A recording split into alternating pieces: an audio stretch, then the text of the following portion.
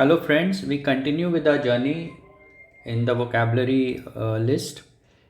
The next word is authoritative.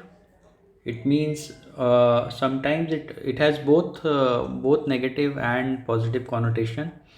Authoritative means with authority, means with conviction, with knowledge. So his authoritative book on how the heart works was well accepted by the medical community. मतलब वो उस बारे में जानते थे, उनकी authority थी heart के ऊपर, तो उनकी किताब बहुत ईजिली एक्सेप्ट हुई थी मेडिकल फ्रेटर्निटी में. लेकिन दूसरी तरफ अथॉरिटेटिव का मतलब डिक्टेटोरियल भी होता है.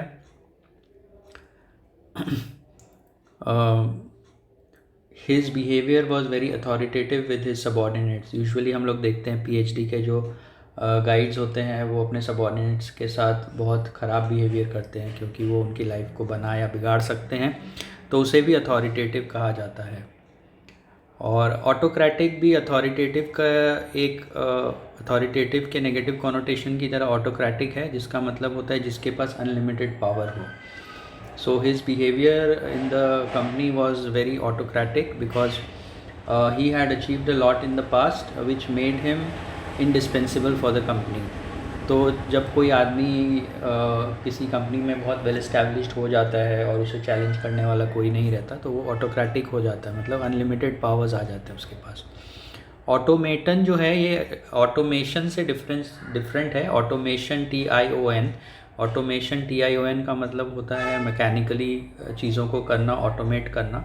लेकिन यहाँ पे ऑटोमेटन जो है TON वाला, इसका मतलब होता है robot. They devised an automaton who could do all the menial work of the house. तो उन्होंने एक रोबोट बनाया जो घर का सारा काम कर सकता हो.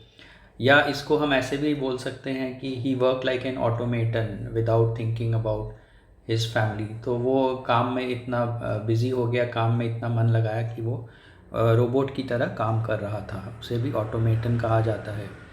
ऑटोनोमस का मतलब होता है इंडिविजुअल, फ्री, सेल्फ गवर्निंग.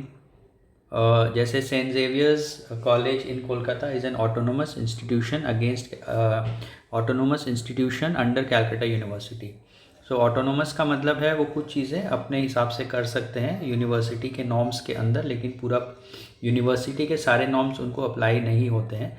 जैसे शायद वहाँ जो इवैल्यूएशन सिस्टम है Saint Xavier's Kolkata Park Street में, 30% जो है वो यूनिवर्सिटी के हिसाब से होता है और 70% जो है वो कॉलेज के हिसाब से होता है. तो it is an autonomous institute within Calcutta university.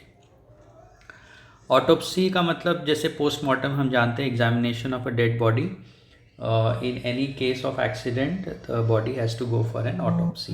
जब भी कोई एक्सीडेंट से डेथ होती है तो बॉडी को ऑटोप्सी के लिए या पोस्टमार्टम के लिए ले जाना पड़ता है. ऑक्सिलियरी का मतलब होता है additional. This book is an auxiliary book to your main text which you can use to gain more knowledge.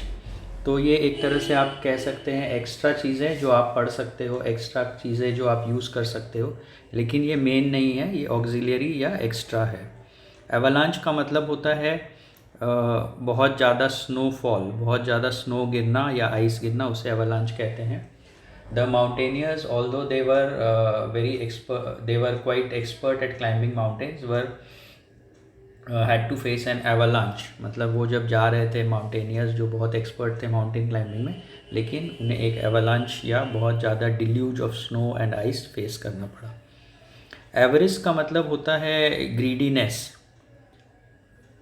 Everest का मतलब होता है ग्रीडी या बहुत ज़्यादा जिसे बहुत ज़्यादा चीज़ों की, मटेरियल चीज़ों की चाहत हो, उसे उस चीज़ को एवरेस्ट कहा जाता है. ये नाउन या संज्ञा है Everest. Because of his Everest everybody disliked him. वो इतना ग्रीडी था कि उसे सब लोग पसंद नहीं करते थे, कोई भी उसे पसंद नहीं करता था. एवेंज का मतलब होता है रिवेंज लेना. He avenged his father's death by killing his father's killer.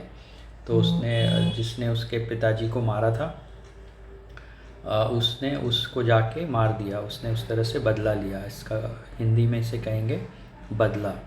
Ever का मतलब होता है अफर्म करना, असर्ट करना.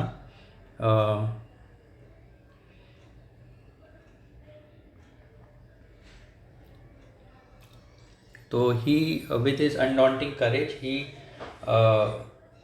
cleared the sea and reached land that was to his ever, मतलब कि उसने कॉन्फिडेंटली सी को पार किया और लैंड पे पहुंचा।